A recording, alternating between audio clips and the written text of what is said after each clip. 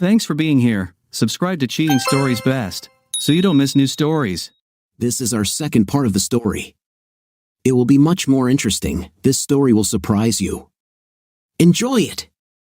By then, everything I told her was true, but it was only half of what was in my heart. I also faced my own problems with our situation.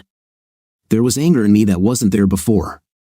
I hated Dana for what she did to me.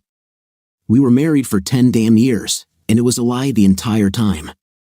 She looked me in the eyes every day and lied to me, and I had absolutely no way of knowing how many times she cheated on me.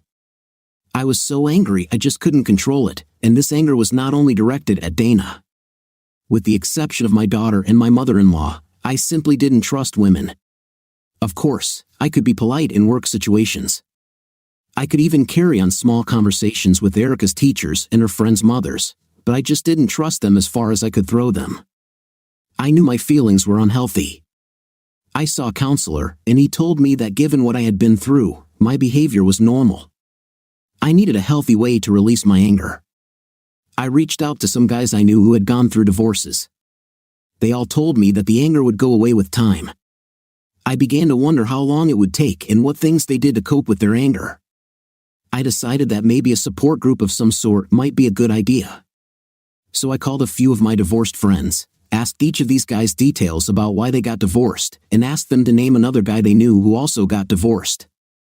I narrowed the list down to those who got divorced because of infidelity. I didn't include guys who got divorced because they cheated. Those scoundrels deserved what they got. I also included a few guys who were dumped or separated from their lovers before they could get married. If they loved the woman they were with, they were just as unhappy. Once I had a list, I invited them all to my house to talk. I ordered catering from a bar nearby. We had plenty of snacks and craft beer. There was also a grill station where everyone could cook their own meat. 15 guys came. We had one large group session where everyone told their stories and several small group sessions where we discussed issues specific to divorced guys. I noticed one thing about the guys I invited. There were a lot of really cool cars on my street. There were also trucks, motorcycles, and vehicles that were a combination of motorcycles and cars. I thought everything went great, and it looked like I wasn't the only one. A big guy named Bill Peak, who was betrayed by his childhood girlfriend after 23 years of marriage, asked the question that many guys wondered. "Eric, I enjoyed meeting you," he said. "It was great to hang out with guys who understand what I'm going through. When is the next meeting?" "I'll call you all and let you know," I said. Over the next few days, almost every guy who was there called me with ideas and plans. Over the next few weeks, we created an organization that was part support group, part social club, and part family. Our third event was a tour of my empty yoga studio, which I proposed to become our clubhouse. We had several members who were contractors. They volunteered time and materials, and we cleaned out the inside and outside of the building. The new decor was very masculine-oriented. There was a huge bar, a large screen on every wall, and plenty of seating. The back room contained a gym and several punching bags of varying sizes. This way, if a guy was having a bad day, he could come here and take his feelings out by hitting something. We also had lockers and showers left over from the yoga studio. I had an idea to sometimes run from the club. The funniest moment was when they installed the club sign. Some guys were outraged when the letters BBC were attached to the building. "Hey," one guy said, "that's how I lost my wife." "I already have one of those," said one of the black guys in the club, "and it didn't do me any good." "Remember when we were younger?" I said. They had an INA, and they had a boy club, Welcome to the Broken Hearts Club. The club started strong. We had to limit membership to those who were truly affected by divorces or relationships. Too many guys wanted to join after seeing all the cars and motorcycles parked outside. Even funnier were the women who saw the sign from the front and misunderstood its meaning. One of our members, a huge black guy named Will, was an expert at blowing them off. The club took on a life of its own. We went on trips, did all sorts of activities, and had parties, some of which were wild. We had showgirls, went to Vegas, and did everything you could imagine men doing. But we all basically hated women, and in particular, our ex-wives. Until one day, I had a day off on Saturday. Erica was with Dana, and I was at the club. In fact, I was washing my car behind the club when she came up to me and handed me one of my microfiber cloths. "Thank you," I said inattentively. "You're welcome," she smiled. As soon as I heard her voice, my head turned sharply. "I need your help," she said. I had never seen sparkling brown eyes like hers. I had heard of warm brown eyes and intense brown eyes. I had heard of brown eyes that were so dark they looked black, but hers sparkled. And it wasn't just in her eyes. Her voice sounded magical, one of those voices that's husky and melodic at the same time. Perhaps the best way to describe it is to say she sounded like Stevie Nicks singing. It was the same tone, but the emphasis was different. It was one of those soft southern accents that drove me crazy. It wasn't that annoying hillbilly accent or the ineffable Cajun accent from Louisiana. It gave everything she said a very slight, very closeness edge. As I stood there staring at her almost until it became impolite, everything seemed wrong. Nothing made sense. Her legs were too long, and her jeans were full in the back, but her hips were pretty narrow. It felt like God was playing a joke on me. Think about it, she had the best of both worlds. She had a round, full butt that you wanted to squeeze, but at the same time, she didn't have that super wide Kardashian-style hourglass figure that was 2 hamburgers away from being fat. Her upper body was the same. She had very narrow shoulders, but the way her built Ford Tough t-shirt jutted out from her ribs made it look like she was probably wearing a Ford Tough bra underneath, hiding some very firm breasts. But what really struck me was her heart-shaped face under her thick head of honey blonde hair. I've already described her incredible sparkling brown eyes, so I'll skip them. I'll also skip her nose because it wasn't very noticeable. But her full lips, shaped like a Cupid's bow, seemed capable of instantly moving from a smile to sadness and to other expressions unique to her. My emotional side seemed ready to say, "Whatever you want, it's yours." Unfortunately, my head was in control, and what it was thinking came out, filtered through recent events and my broken heart. My mind seemed to say, all women are evil, and this one is probably even more evil because she is so damn beautiful that it is difficult to look at her. So when my mouth finally closed enough to start speaking, the words that came out were, "Why should I do you a favor?" "Because Nancy told me that her brother-in-law is the sweetest man in the world," she said with a smile. It was damn hard to keep a straight face, but I knew that inside, I was melting. In fact, she won me over with the word always. "What favor?" I asked. "I want you to break the rules of this man-hater club," she began. "Oh no," I said, "this can't happen. There's no way I can let you." The funny thing was that even as I said it, something in me was looking for a way to do it. Maybe I could sell this as a gender-free club for cheating victims. Maybe I could argue that some federal law says we have to. No, we had too many damn lawyers in the club. There she stood with this little smile, shaking her head. "Not me, Eric," she chuckled. "My dad did." "Did your mother cheat on him?" I exclaimed. "Never," she answered sharply. Her shock at the thought of cheating warmed my heart. "But she kind of lied to him," she added. "That's almost as bad," I said. "Women are natural liars." "Not all women," she said. Then she told a story that could be the subject of a Lifetime movie. Her parents were high school sweethearts. They got married and started living together. They had a child. She raised her hand and bowed as she said this, and life seemed wonderful. But then she got cancer and suffered greatly. Her husband quit his job and sold everything he could to pay for her treatment. He stayed close to her from the first day of diagnosis through surgery and chemotherapy to her months-long recovery. Fortunately, she recovered. They were both older and scarred by their trials, but they loved each other more than ever. It took them years to pay off their medical debts, but they did it with joy and restored their lives.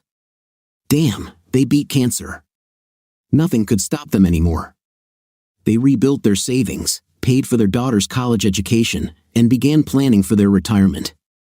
But one day, the wife decided that she could not wait. She wanted to take a cruise and tour Europe, as they had always planned for their retirement. As usual, her husband gave in to her wishes. The cruise was wonderful. It was as if they were young and in love again. While touring Europe, he noticed that his wife was enjoying herself immensely but was often tired. When he mentioned it, She just smiled and said that maybe she was pregnant. This caused laughter since they were both over 60. She promised that as soon as they returned to Texas, she would see a doctor. She died in her sleep while he held her hand on their first night home. She left him a letter explaining everything. Her cancer had returned with a vengeance.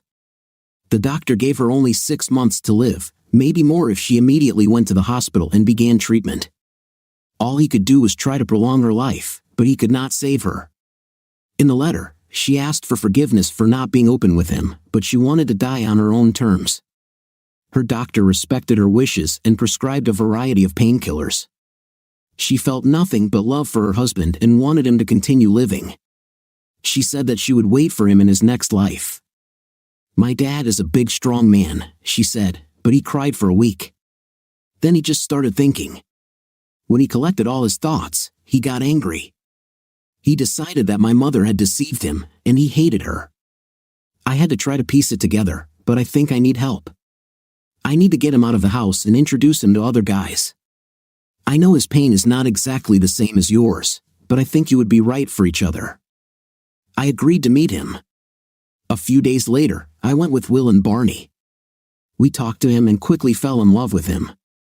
He had no idea that his daughter had arranged all this. He thought it was some kind of recruiting campaign. But we have all suffered enough from women to understand the pain of others, even if the situations and reasons were different. What really convinced him was his truck. He had a huge F-250 Power Stroke, all chrome. It was the biggest and most beautiful truck I had ever seen. "Can you tow a double-car trailer with this thing?" I asked him. "I can drag a damn building with it," he replied, "unless there's a fat woman sitting on it." We were sold, and Tom became a member of the BBC. The club continued to prosper and became increasingly active. We took trips together and did all sorts of things. About 3 months after Tom joined, I realized we had a problem. We camped in the Upper Peninsula. This is in Michigan, for those not familiar with the term. We wandered off doing different things in the forest. Some were fishing, others went hiking, and the rest just hung around the camp, drinking and chatting. I noticed a shine on the ridge above us. I thought someone might be hunting nearby, or, worse, it could be the damn environmentalists who wanted to complain about all our cars, trucks, and motorcycles or how we treat pristine nature. So, I crept up to the ridge as carefully as possible and snuck up on them. It turned out that it was her. I tapped her on the shoulder, and she dropped the binoculars. "Damn, Eric, you scared the crap out of me," she exclaimed, playfully punching me on the shoulder. Her hand stroked my shoulder, and it felt like the skin on my shoulder was trying to maintain contact with her hand. Her mouth dropped open, and she quickly pulled her hand away as if my shoulder was on fire. "Oh, I forgot you hate women," she chuckled. "Jenny, what are you doing here?" I asked. "And why are you alone?" "I'm not alone," she said. "Ralph is with me." I couldn't help the wave of jealousy that rushed through me, but then I came to my senses. The look on her face told me that she not only noticed it but understood it. "You'd have to be a fool to go against Ralph," she said enthusiastically. Looking around, I only saw a very small tent with one sleeping bag. "You must be very close," I said. "We've been sleeping in the same bed since I was about 11 or 12, she chuckled. "Do you want to meet him?" My jealousy reached such a level that I became angry. "No, I just wanted to make sure you were safe," I said. "It must be terrible," she said almost in a whisper. "What?" I asked. "Being at war with yourself," she said. "You and my dad are birds of a feather. He still cries for his mom sometimes, but as soon as he wakes up, she goes back to being a cowardly liar. Being with you guys really helps him. You have so much fun that it doesn't give him too much time to think." I remembered this feeling and understood what she meant. For most of the guys, the club was like a breath of fresh air. "I'm not like that," I said. "I hardly think about my ex." "No, you're done with all this," she said, "but you are still at war. You're past the time when you could move on, but you want to stay in your little pity party." My mouth fell open, and I stared at her. "You still haven't told me what you and Ralph are doing here," I said, trying to steer the conversation in a different direction. Eric, my dad is big inside and out, and even approaching 60, he's stronger than an ox, she said sadly. But none of this can protect him from himself. Don't tell anyone this, but he's come close to joining his mom several times already. As much as he claims to hate her, he misses her terribly. I was shocked. I would never have thought that Tom was capable of suicide. Jenny, I didn't know what to say. Be careful, she said. Every time someone is reported missing and found dead, it is always somewhere in the deep woods. That's why we always work in pairs. Where's Ralph? I asked. In the tent, she grinned. She walked over to her small tent and leaned down. At that moment, I forgot about everything in the world. All I could think about was the sight of her tan sticking up as her shorts rode up. When she turned her head over her shoulder and caught me looking, my face must have turned beet red. So, do you want to meet Ralph, or are you going to stare at my all day? She grinned. It is said that God only has enough blood for one head, not two. At that moment, all my blood was not in my head, so I didn't even think, I just spoke. I have a choice, I said. Her smile lit up the forest. You can be a real charmer when you want, she admired. Then she came closer to me. I noticed what she was holding in her hands. This is Ralph, she said proudly. I burst out laughing. It turns out that Ralph was a 12-gauge shotgun with the barrels cut off. Anyone who wants to hurt me has to deal with Ralph first, she chuckled. She flashed those sparkling brown eyes again. Well, at least the ones I don't want around me. Eric! I heard my name being shouted from the camp. I grabbed her hand and rushed down the path. What are you doing? She protested as we ran into camp. My friends looked relieved and then shocked to see Jenny. What the, said one. It's a girl, said another. It's just my daughter, Tom said. He looked at her with disgust on his face. Testing me again, huh, he told her. I'm fine. You can leave here now that you know I'm okay, she said. Yeah, I said. The sun is already starting to set. Do you remember how difficult it was to drive along these trails to get here? She won't do it in the dark. We're leaving in the morning. She'll stay the night. But what about our gathering around the fire? Asked one. She's heard bad singing before, I laughed. What about our, therapy session? Asked another. I have a couple of classic movies in the car, I said. Her daddy's truck has a DVD player. She will not hear our complaints, and she will be comfortable.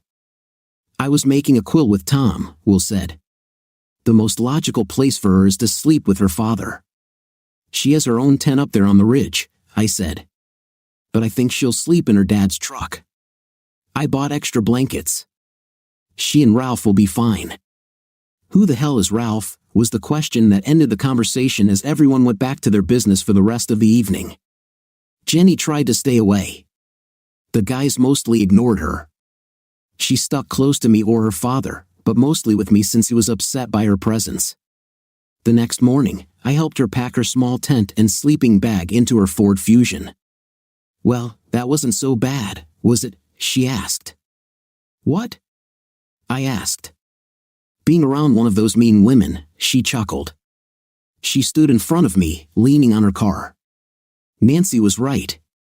You're really cute. Her daughter is a fool. I could barely contain the urge to kiss her. Be careful on the road, I said, turning away, still struggling. Huh, she laughed. Dana, get up. You're late for work. My mom's voice cut through the fog of my hangover like a shovel digging through a pile of horse manure. You don't have to go to work today, I mumbled. Took a few days off. It was stupid and selfish, Dana, she said. You have Erica next week. You could do it then. My brain was not working well at that moment. Alcohol was still in control. Why can't I just get special treatment for a few days? I screamed. Why can't I just relax and breathe? She answered me immediately. You've been getting this for 10 years. Remember, she said. You divorced him, remember? Now you have to work and take care of things like everyone else. I stood up and realized that I was still wearing the clothes I had worn the night before. Dana, "You're dressed like a... and you smell like alcohol," she said. I walked past her and went into the bathroom. "Mom, I'm not 20 years old," I said. "I'm in my 30s. I can relax and have fun sometimes. I can handle it. It's all part of my plan. Plus, I can't do anything for a year anyway, so I might as well get it out of my system so I don't screw up again." "Dana, what are you talking about?" she asked. "Every article on the internet agrees that it takes a man a year or two to really get over a betrayal. If I try to get Eric back too soon, it will only make him angrier at me. And now Eric is angry.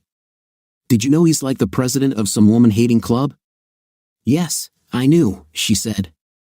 "But before this, I never knew why." Everything fell into place. Eric is too good to do something like that without a reason. You cheated on him. I thought that my mother was going to die of a heart attack. The last couple of months haven't been good. My relationship got worse. My parents looked at me like I was a leech, just a parasite stuck to the side of the ship, doing nothing but slowing it down and eating away at the hull. My daughter looked at me as if I had abandoned her. I tried to explain to her that Eric was to blame for me leaving the house, and I told her over and over again that I was ready to return as soon as Eric allowed it. I didn't say anything bad about Eric, but at the same time, I was tired of hearing how well he was doing without me. If I hear one more time that Dad got a promotion or Dad got a raise, I will scream. Even our old friends avoided me for some reason, and the few who spoke always asked about Eric or told me about meetings with him. Didn't they understand that his absence was killing me? The only person who understood me was Peggy. After her terrible legal advice, she felt so bad that she decided to help me adapt to my new life and eventually get Eric back. Peggy suggested that I let all my wild desires out of the system. "Think about it, Dana," she said. "You're not cheating on anyone because you're not married. We went out a lot, met a lot of people. This wasn't something planned, it just happened. Peggy said I was still young and needed to get all this wildness out of my system. So after a couple of months, I'm sure it's over. In fact, I don't understand why this started in the first place. Dating my yoga instructor was just a quick and dirty flirtation that never seriously threatened my marriage. I went to the old man, had closeness, and returned home to my husband completely ready for him. Eric was a fool. In fact, it was an attempt to find something similar to what was behind all the closeness I'd been having lately. It was Peggy who made me realize what the difference was. I complained to her about how terrible all the guys we had closeness with were. "Damn, Dana, you just sleep with them," she said. "You're not in love with them. They're not in love with you. It's just liaison." I suddenly realized that I was looking for what I always had. The reason Eric was so good was that he loved me. He cared whether I enjoyed what we were doing. I'll never find that again, and the fact was that every guy I slept with increased the chances that he was someone who knew Eric. If this had become known, I would never have returned. As my brain came out of the memories, I realized I had a problem. Mom was right. I had Erica next week, but I promised Peggy I would go to Vegas with her. I also had trouble finding another job. I missed too many days and was late too often, so I was fired. It was also mentioned that my productivity had dropped since the divorce. My head was too full of my problems to notice it. I'll find another job as soon as I get back from Vegas. I will also need to find a place to live. My stay at my parents' house was becoming less and less acceptable, and Eric wasn't willing to let me use the house after I'd left it in disarray twice. When I thought about it, I was actually looking forward to calling him to ask if he could keep Erica for next week too. I'm sure he'll agree in a second, but he'll insist on sticking to the schedule. This would mean that he would be with her for 3 weeks straight. Even though he wasn't her real father, he really loved her. I felt terrible as soon as I thought about it.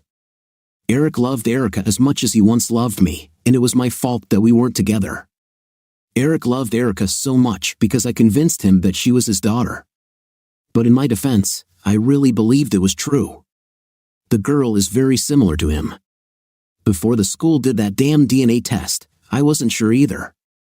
I suffered too. There were times throughout our marriage when I really wanted, and I mean really wanted, to have another child, but I couldn't. What if the new baby doesn't look like Erica at all? I couldn't risk it. If I had this attitude towards liaison, I would still be with my husband. I would have my ideal life instead of living with my parents like a loser.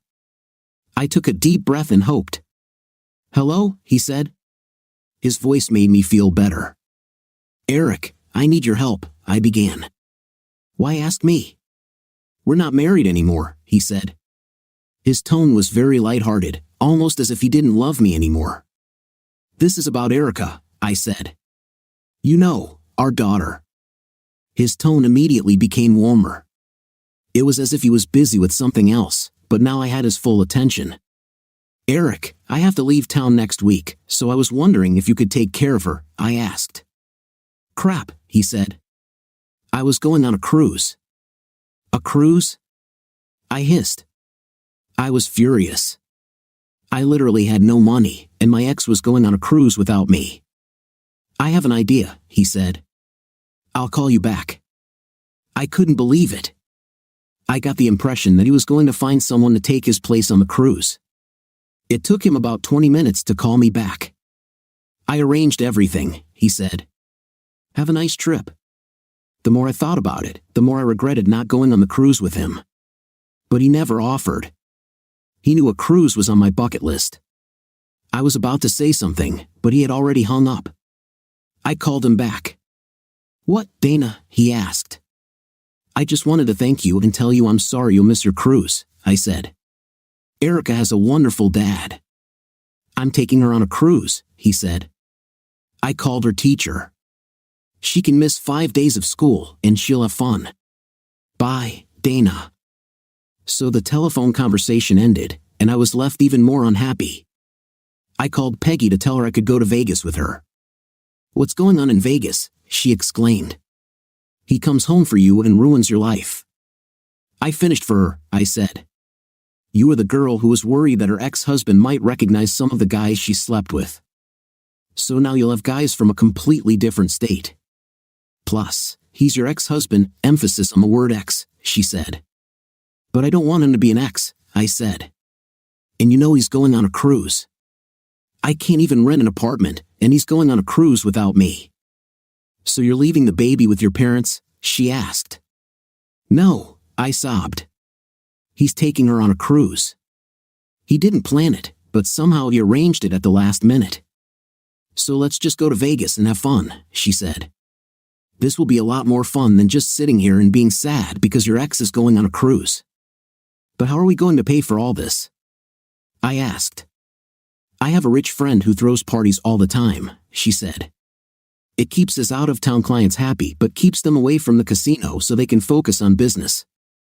He likes to have attractive women at his parties. Trust me, there will be more than 2 of us there." I had doubts from the very beginning. I called my daughter because I was sure Eric wouldn't want to talk to me. She was too excited to talk to me. She was telling me about a brochure Eric had given her about the ship and the entertainment on board. The more she read to me, the angrier I became. It sounded like my dream vacation trip. But the more I thought about it, the more I realized that a cruise could be a great opportunity to reunite with Eric. I called the cruise line Erica told me about. They told me 2 things. The first was the price for a private cabin on the ship, and my head exploded when I heard it. The second thing was worse. Apart from a few unbooked cabins reserved by tour groups or clubs, the ship was sold out. This explained how Eric had arranged everything so quickly. His woman-hating club apparently booked a block of cabins at a discounted rate. He probably called a few people and moved them around to give himself a larger cabin to share with his daughter. This created another problem for me. Our divorce changed our family in ways I never imagined. I focused on the relationship between Eric and myself but neglected the one between me and my daughter. As a result, Erica grew closer to her father every day while she and I grew more distant. I promised to work on this relationship as soon as I returned from Vegas. The problem is that I put off a lot of things until later. I was going to find a job later, rent an apartment later, get Eric back later. Now I was going to fix my relationship with my daughter later. There were a lot of roads ahead. I had no idea why I was so nervous.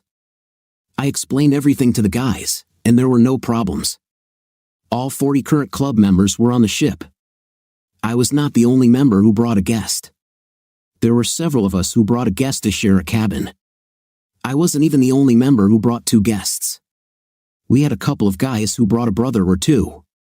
I also wasn't the only member who dared to bring a woman. Will brought his mom, and this old black woman was funny. I explained to the guys that I would either have to cancel the trip or take Erica with me. They decided that I should bring my daughter with me. Most of the guys saw her from time to time and played video games with her a couple of times on one of the huge TVs in the club during our poker nights. The big problem was that I wanted Erica to have fun and experience everything there was to do on a cruise, but she was only 10 years old and I couldn't let her wander around on her own while I was organizing things at the club. That's why, when I was married, everything was so great. What one of us couldn't help our daughter with, the other managed. It may not actually take a village to raise a child, but it does take 2 parents. In no case did I want to invite Dana with me. I still felt bad just talking to her. My first decision was to invite Erica's grandparents. Nancy liked the idea, but she wasn't sure her husband would. His recovery took much longer than expected. Nancy thought a lot of it was in his head. She thought he was afraid to exert himself because he didn't want another heart attack. So he, in her words, sat on his butt holding his chest. This limited my options, so reluctantly, okay, maybe not so reluctantly, I asked for a favor. There I stood on the deck of the ship, watching the people coming up the gangplank, wondering where the hell she was. I felt my daughter turn to look at something, but I kept my eyes on the crowd of people boarding. "Are you waiting on the lawn?" I recognized that soft Texas drawl anywhere, but she wasn't talking to me, she was actually talking to Erica. "Jenny," my daughter exclaimed excitedly. "I like your outfit." I turned around and almost fell over the railing. During the flight from Michigan to the coast, my daughter barely let go of my hand and never left my side. All this was new to her, but in the blink of an eye, she turned to a complete stranger and, hey, how does she know her name? Jenny was damn excited, there's no other way to describe it. She was literally covered from head to knees but still managed person on the ship. Her outfit was incredible. She was wearing one of those Audrey Hepburn-style pillbox hats with a very sheer veil that seemed to highlight her face rather than hide it. The hat was white, the dress underneath was dark blue, it was very tight and showed off the incredibly graceful curves of her body. A white belt that matched her hat cinched her slender waist. The dress tapered, highlighting her slender hips, prominent backside, and shapely legs. White heels so high they would give her a nosebleed completed the outfit. She grinned at me and shook her head. "You're looking again," she said. I started. "I was just worried that you wouldn't be able to do it. Dad and I got on the plane ahead of yours." She laughed. "We've been gathering here since breakfast. I've already found everything the 2 of us can do." "Hey, what about me?" Erica said. "I want to have fun too." "I was talking about me and you, honey," Jenny said. "Your dad will have to play with the boys, but if he's really good, maybe we'll let him swim in a whale for once." For the next 4 days, we had nothing but fun. I made sure all my boys had the best time of their lives. I also got to know each of them a little better, but most of my time was spent watching or hanging out with my daughter and Jenny.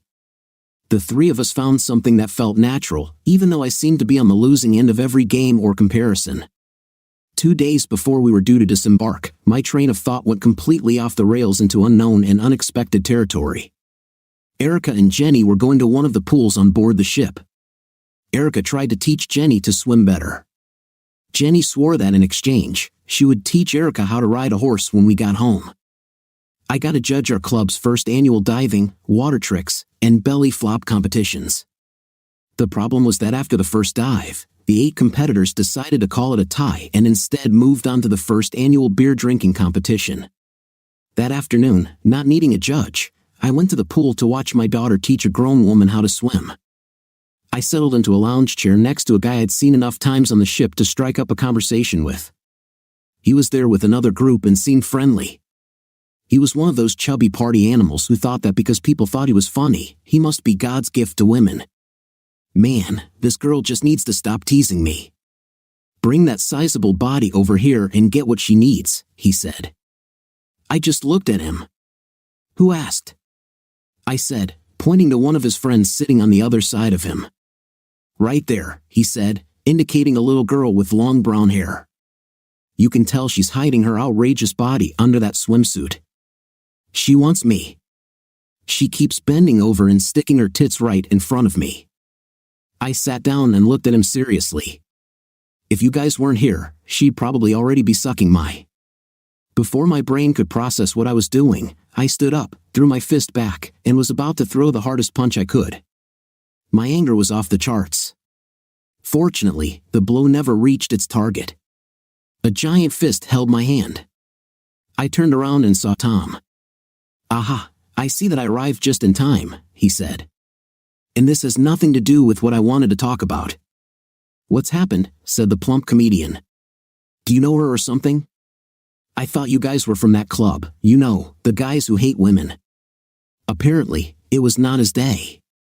As soon as he said gay club, Tom turned around and hit him in the mouth so hard that the chair he was sitting on collapsed under him, and he fell. His friend instantly surrendered, raising both hands in the universal gesture. He foresaw this, said Tom. No arguing.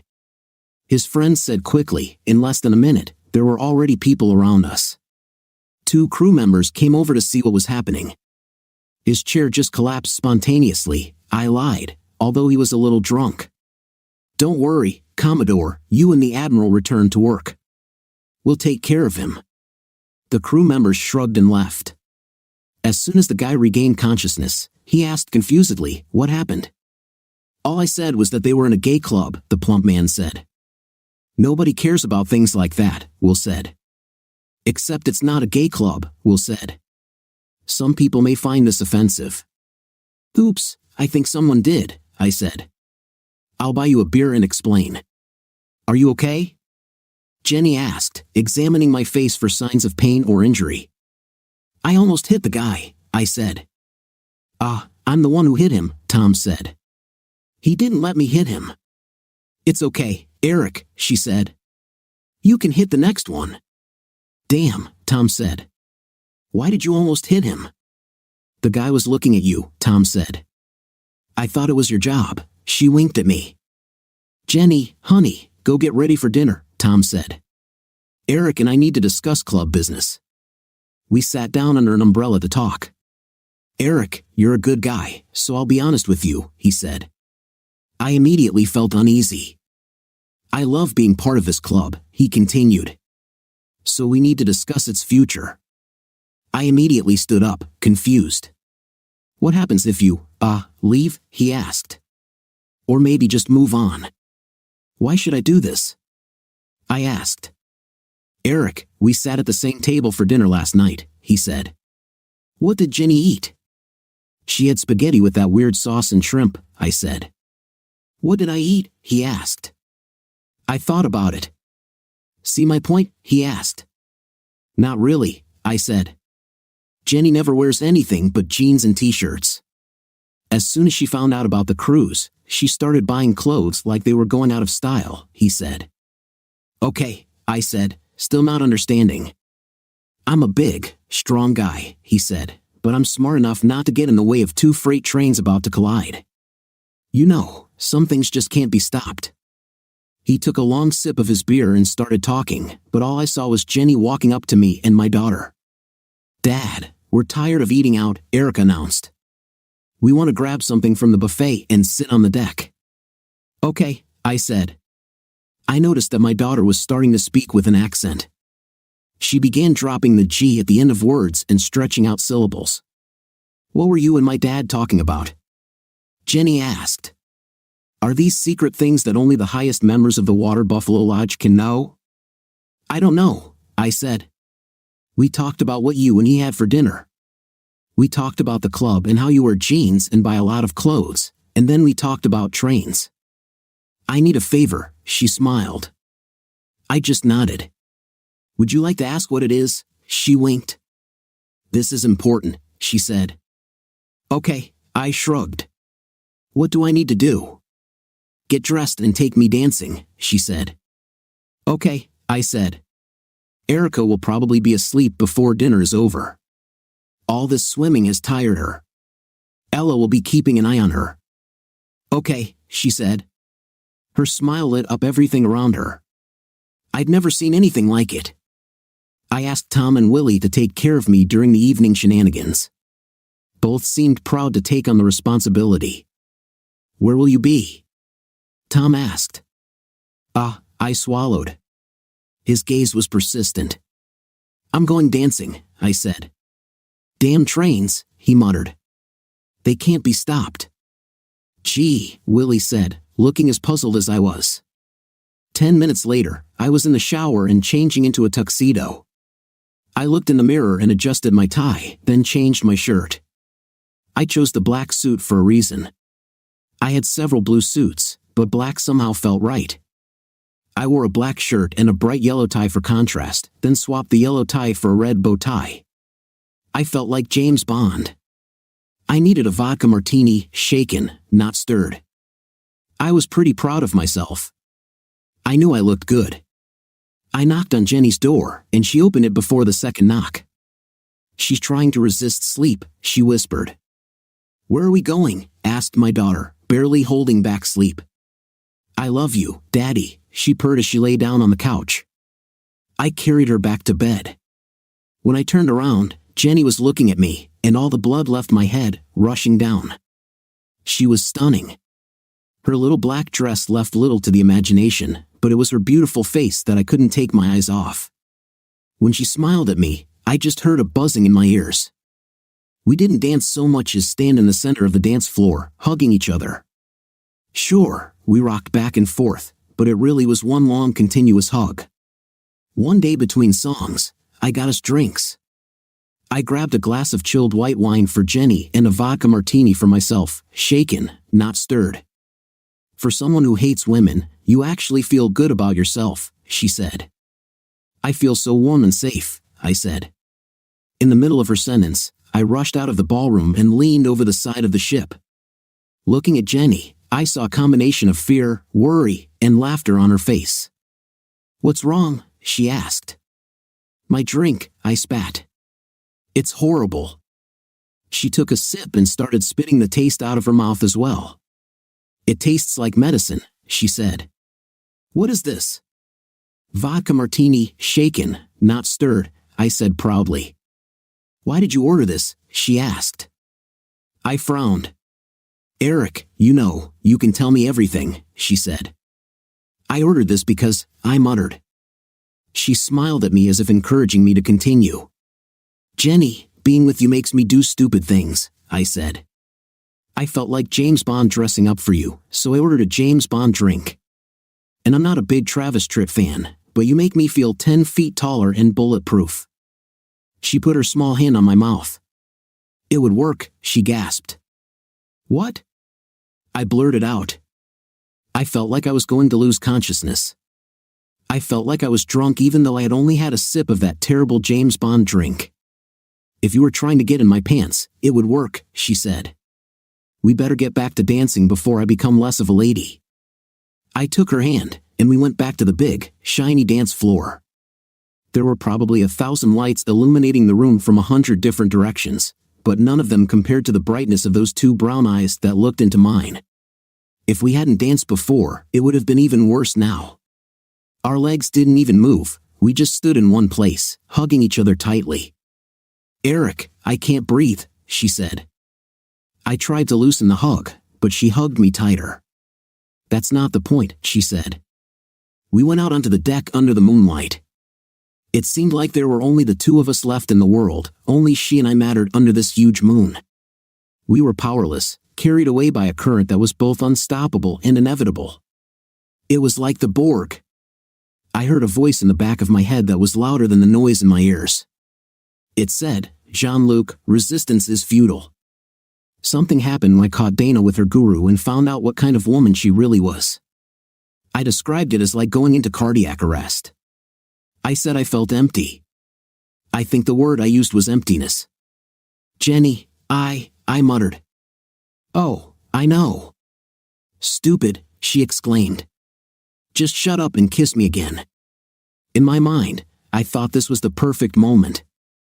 I would like to keep this moment on a shelf somewhere so I can return to it during difficult times. But reality intervened. "What the hell?" said an angry voice from behind us. "Hey, damn, it's Eric," said another voice. "Some woman is attacking him," added a third voice. "Damn trains," said a voice I recognized. "They can't be stopped." In an instant, reality destroyed my perfect moment. In less than a second, I went from being 10 feet tall and impenetrable to being 2 feet tall and covered in dirt. I stood in front of the angry members of my club. Some of them were angry, some were confused, and others just looked disappointed. I had no words. But then a small hand was placed in mine, and lightning passed through my veins. I realized then that I didn't need words. The guys at the club were my friends, and real friends understand.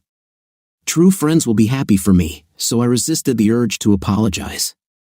"Damn, I didn't do anything wrong," I said. "Guys, we're arriving in the morning. As soon as we return, we will hold a meeting to discuss the future. Until then, Tom and Will manage things. Good night." Everyone looked confused and hurt. Will looked at Tom. "For 3 damn days, you've been muttering about damn trains," he said. "Is that what you were talking about? Why didn't you just say it in English? We could have stopped it." "How, Will?" Tom asked. "Something this strong, there's just no way to stop it. All you can do is get out of the way," Tom said. The next morning was strange. It was unusually quiet, like the silence before a storm. I was sure that my club members would try to do something, but when trouble came, it came from a completely different direction. I woke up early. It was stupid. As much as I wanted to stay in bed and relive the dreams of Jenny, I wanted to get up and see her in person. I was delighted when she and my daughter arrived, already packed and ready for breakfast. While many people were sleeping or getting ready to disembark, the 3 of us sat on one of the upper decks and watched with some anxiety as a huge ship, the size of a city, approached the pier. We were constantly on the verge of collision, but the experienced and capable crew handled it amazingly well. We didn't even feel the slightest jolt as the ship stabilized. The sun was high in the sky, and it was afternoon when everything started to go wrong. I remember us walking hand in hand, Jenny holding Erica's left hand and me holding her right, when I felt it. It scared me until I realized what it was. My phone was ringing. "Eric," said the voice. "Where are you? Are you still on the cruise? We have a problem. Big Dad's having another seizure." "Almost there," I said. When I heard his voice, I knew he was okay and that the phone was on speaker. "Eric, is Erica with you?" Nancy asked. "Yes, she's right here," I said. "Make sure she can't hear you," Nancy said. "My phone is not on speaker," I said. "The ship has just docked." "Oh Jesus, that's good news," Nancy said. "For you, maybe," said her husband. "I wasn't going anywhere anyway. My heart can't stand this anymore." "Eric, how soon can you get to Las Vegas?" she asked. "About 5 hours if we rent a car and drive," I said. "But we could fly in a little over an hour if it's an emergency." "Eric, this is an emergency," she said. "But you can't take Erica with you. This is not what she should see." "Nancy, we already have our return flights booked," I said. "I think I could change my ticket to a later flight and fly to Vegas, and then home from there." "What's going on?" she asked. She explained the situation, and I got angry again. "Daddy, why is your face red?" Erica asked. "Jenny, I need a favor," I said. "No," she said. I was dumbfounded. "But I did you a favor last night." She put her hand on my lips again. "Last night was the best night ever," she said, "but everything has changed. Friends do favors for each other, but we are far beyond friendship. If you want something, just ask me, and I will do it because I love you." "Who, Daddy and Jenny are sitting in the tree," Erica sang. "I need you to take Erica home," I said. Her face became serious, and she nodded. "I'll call you as soon as I can," I told her. "Eric, I always call you," she laughed. "Do you even know my number?" "Of course," I said. Life must hate me. I woke up again with a huge hangover. This time, though, I knew where I was and why. "You're awake, huh?" asked Peggy. I turned away from her. I didn't need to hear another word from her lying mouth. I was in a cell with about 20 other women. The policeman came in and began to take us one by one to the telephone so that we could make our calls. Some of us had obviously made our calls the night before we were picked up. Those of us who were too drunk were put off until the morning. It was 9 a.m., so it must have been sometime in the afternoon in Michigan. I had the phone in my hands and thought about it. There were only 2 people I could call. If I called my mom, she would be angry. If I called my husband, my life would have ended. There would be no chance of saving my marriage. If I called Eric, I dialed the number and spoke to my mother. I didn't tell her the details. There was no point in giving her additional arguments to use against me. Plus, my mom was a little too friendly with my husband for my liking. If I told her, there was a chance he would find out. The phone rang, and she answered on the 3rd ring. "Mom, I have problems," I said. "Dana, you're always in trouble," she said cheerfully. "Mom, I'm in jail," I said. "Well, that's one way to get your own place," she said mockingly. "Mom, this is serious," I said. "Someone needs to come and get me out of here. You can pay the bail with a credit card, but you can't do it over the phone. The bail bondsman is required to show up in person." "What about the bail agent?" she asked. "I don't have money for this," I said. "What have you done?" she asked. "I don't know exactly," I lied. "It's one of those tourist things, you know. The laws vary from state to state. The things we do all the time in Michigan are illegal as hell here." "How much is your bail?" she asked. $2,000, I said.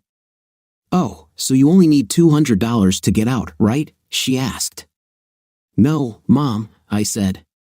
"Because I live in another state, I am considered a flight risk. I need $2,000 to get out."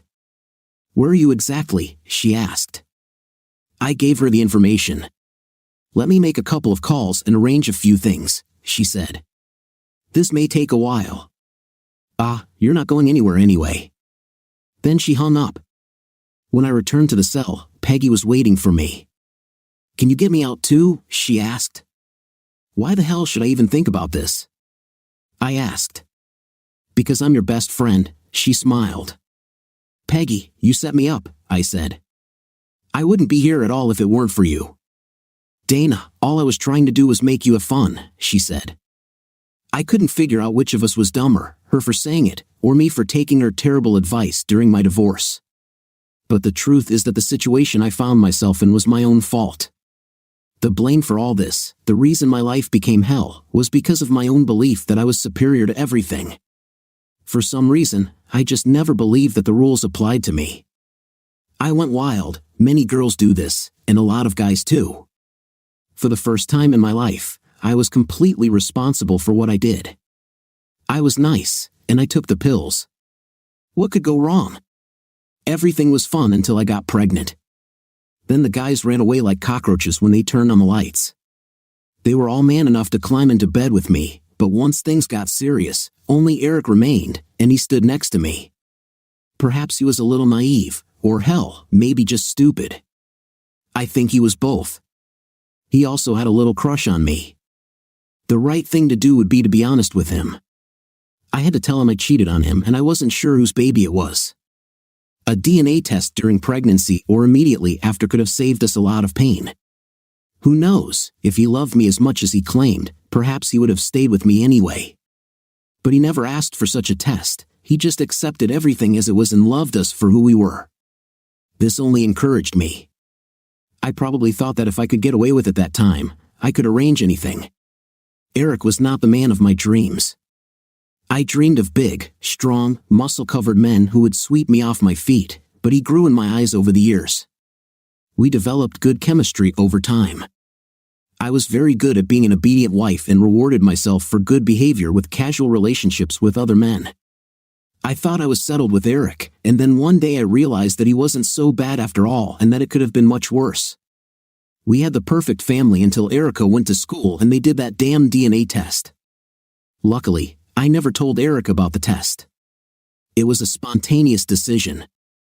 I searched the entire apartment for anything I could send as a sample. I sent a few hairs from his comb and forgot about it.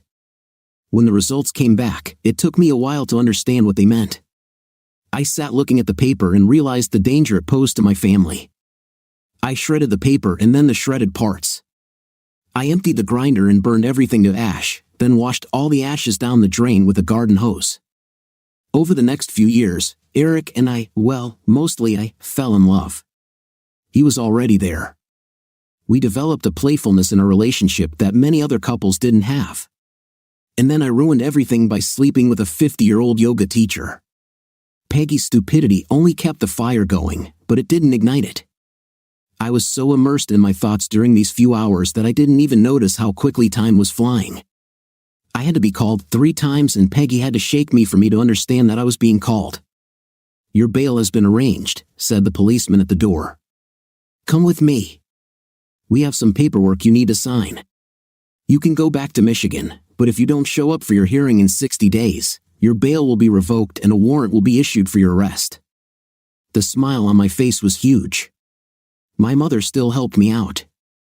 "See you, Peg," I called over my shoulder. My relief and joy ended the moment I realized what my mother had done. She simply did what I did with many of my problems. She put them on the back burner. Eric was sitting in the room waiting for me. The look of disappointment and disgust on his face wasn't as bad as I expected. It was as if he could no longer be surprised by what I did, or he just didn't care about what I did anymore. The flight back to Michigan was the longest, quietest, and most stressful flight of my entire life. Eric moved so far away from me that it was as if we were strangers. He seemed reluctant to touch me for fear that my many imaginary transmitted diseases might jump onto him and infect him. "Eric, thanks for coming for me," I said, "especially with our divorce and all. Perhaps you can come back to my hearing?" "I'm not sure," he said. "Eric, we may be divorced," I said, "but we still have a child together, and there must be some feelings between us. If there was nothing left, you wouldn't have come for me. What else would you do?" At the beginning of June, he turned to me and smiled. "Jenny wants a wedding in June. I think I'll get married or go on a honeymoon." And he was right. They got married just before my hearing and went on their honeymoon while I was returning to Las Vegas. The woman he married, Jenny, I have to admit, was both incredibly sweet and truly beautiful. She and Eric reminded me of those magnetic lamps that turn on when they are brought together. The closer they are to each other, the brighter they glow. The hardest thing for me was to accept the fact that somehow, my way, their mother accidentally brought them together, but this would never have happened if I had not pushed him away from me. My habit of procrastinating had finally kicked in. I put things off so long that I simply ran out of time. I had no chance of getting Eric back. I received a 2-year suspended sentence during which I had to show up for random checks. Within 2 hours, I couldn't fly back and forth, and the testing requirements made it impossible, so I had to move to Vegas. It was not difficult for Eric to take care of Erica full-time, but he, to his credit, brought her to Vegas to see me at least once a month and made sure I was involved in every decision about her life. He brought her to Vegas, and the 3 of us, plus Jenny, discussed when Erica decided to quit swimming. It turned out that this was a great decision because she was a good swimmer, but she could qualify for the Olympics in equestrianism. After I returned to Michigan, I lived a quiet life with my parents until my father died after a second heart attack. Now, I live with my mother and work a good job at the company Eric founded. I still hope to meet my next Mr. Right, and maybe it will happen someday. "God, you smell like a horse," Erica burst into our room. "I fed them," she said. We moved into a large house with room for 2 horses and a paddock for Erica to train. There were also multi-use trails nearby where she rode horses and I ran. "Have you already told me?" she asked. "Jenny," I said. "No," said Jenny. "Why does he wear sunglasses in bed?" Erica asked. "He thinks it's funny," Jenny said. "I'll give him a hint," Erica said. "Dad, how many people live in this house?" "5, I said. "You, me, Jenny, and your 2 horses." "No," she chuckled. 4. "One of the horses died?" I asked. "Of course not," she said. I recalled that she had already said there were 4, and an idea struck me. "Is your grandfather going to live with us?" He's really dumb, isn't he? I asked. Jenny, but he's cute, Jenny said. My 11-year-old daughter couldn't hold it in anymore. We're having a baby, Daddy, she said excitedly. All I could do was sit up on the bed, looking at Jenny as if I were stunned. She nodded. This was to be one of the happiest days in a life full of them. Jenny and I loved each other completely, and for the rest of our lives, my life was perfect. Tom convinced me to help him with his truck rental company. This gave me the idea to use several trucks to start a home delivery service for medical equipment. Within 2 years, the delivery service was bringing in 3 to 4 times more than truck rentals. We also started installing equipment and then began servicing and repairing it. With the increasing number of elderly people, any business in the medical industry brings in a lot of money. Dana, my ex-wife, works as a clerk at one of our properties. We're not close. I think too much water has passed under the bridge. Sometimes it still hurts me when I think about what she did to me, but we can come together when necessary. One of these times was about 8 years after our divorce. Erica was about to turn 18. She was a champion show jumper and was still my favorite person. Jenny and I have 2 other children, but for both of us, Erica has always been our baby. We love them all, but the 3 of us had a special connection. She was going to college to study veterinary science with an emphasis on equine science. Dana and I met and decided that there was no point in telling her about her birth and the fact that I was not her biological father. Sometimes the truth does more harm than good. I am, of course, no longer a member of the Great British Club. I gave a speech at a special meeting immediately after the cruise. In the speech, I told the guys that my time with them was over. The whole idea of the club was like a bandage on a wound. It was supposed to help us heal during a time of great emotional pain. I don't need this anymore, and I hope that with time others will heal too. I left Tom and Will in charge and gave them the lease of the club. What do you think of this story? Do you think the main character did the right thing? I think he was right to divorce her and start life anew. Not everyone can do that. Write your stories in the comments and share your experiences with us. Until new videos.